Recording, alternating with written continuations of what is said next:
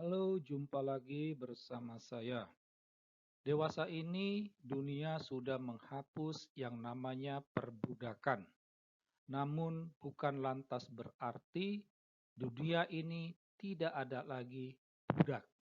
Maka pada kesempatan kali ini saya mau berbicara tentang budak-budak masa kini. Nah, banyak orang ingin eh, ingin punya kekuasaan, ya. Karena keinginan itulah dia akhirnya mau menjadi budak, ya. Nah, itu.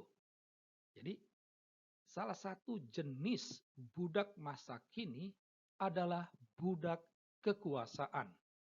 Untuk mendapatkan kekuasaan, dia menghalalkan segala cara, ya, menghalalkan segala cara. Cara yang baik maupun cara yang buruk, ya. Tujuannya hanya untuk mendapatkan kekuasaan. Kita ambil contoh misalnya Anies Baswedan ketika ingin berkuasa menjadi orang nomor satu di Jakarta. Ya, agar ia mendapatkan kekuasaan itu, maka dia berjualan ayat, berjualan mayat, dan berjualan agama. Ya, dia hanya menampilkan Islam dengan mengabaikan agama-agama lain. Ya, dia jual ayat bahwa orang Islam haram untuk dipimpin oleh kafir. Dia jual mayat, orang yang mendukung pemimpin kafir, maka mayatnya tidak akan disolatkan.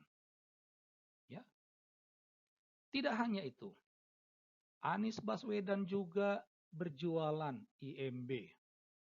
Baru-baru ini kita dengar bencana kebakaran depo Pertamina Pelumpang yang menelan korban 18 orang. Usut punya usut, ternyata ada Anies Baswedan di balik semuanya ini. Karena apa? Karena Anies Baswedan supaya mendapatkan dukungan suara sehingga dia dapat menyalurkan syahwat kekuasaannya, maka dia berjanji mengadakan kontrak politik. Kalau warga mendukung, maka dia akan memberikan IMB di daerah yang seharusnya menjadi zona aman bagi Pertamina. Ya, dia jualan fitnah. Ya, dia katakan bahwa Jakarta telah salah mengambil kebijakan. Itu bahwa air menurut sunatullah jatuhnya ke bumi, harus ditanam ke bumi, bukan dialirkan ke laut melalui gorong-gorong raksasa.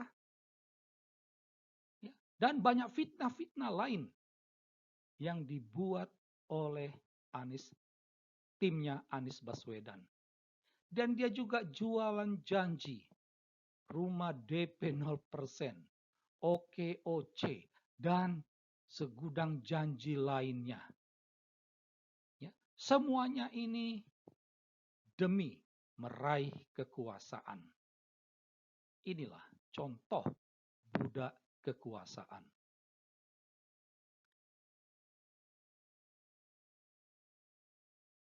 Contoh lain budak masa kini itu adalah budak kekayaan. Ya. Demi mendapatkan uang dan kekayaan, orang menghalalkan segala cara.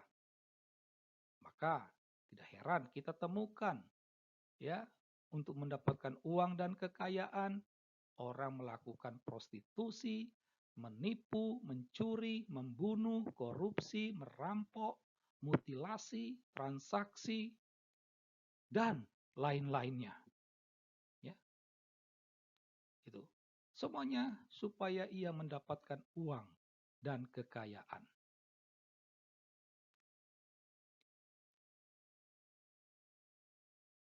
Nah, jadi budak-budak masa kini itu termanifestasi dalam kekuasaan, uang, dan kekayaan, di mana dua hal ini tak terpisahkan.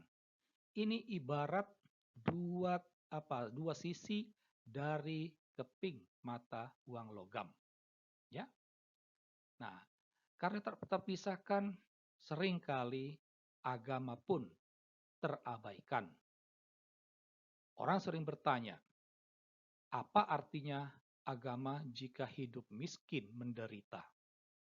Ya, karena apa? Karena orang ingin kaya, karena ingin orang punya kuasa. Agama tidak bisa menghantar orang untuk menjadi kaya. Agama tidak bisa menghantar orang untuk mendapat kuasa kecuali agama Islam. Ya, karena agama Islam bisa menghantar orang untuk meraih kekuasaan. Karena Islam dan politik itu sulit dipisahkan. Orang juga bertanya bahwa orang miskin butuh kenyamanan hidup, bukan surga. Ya, surga itu hidup kelak di akhirat. Di dunia ini orang butuh kenyamanan, dan kenyamanan itu terletak pada uang, kekayaan, dan kuasa. Nah, demikianlah pembicaraan kita kali ini. Semoga Anda mendapatkan pencerahan. Sekian dan terima kasih.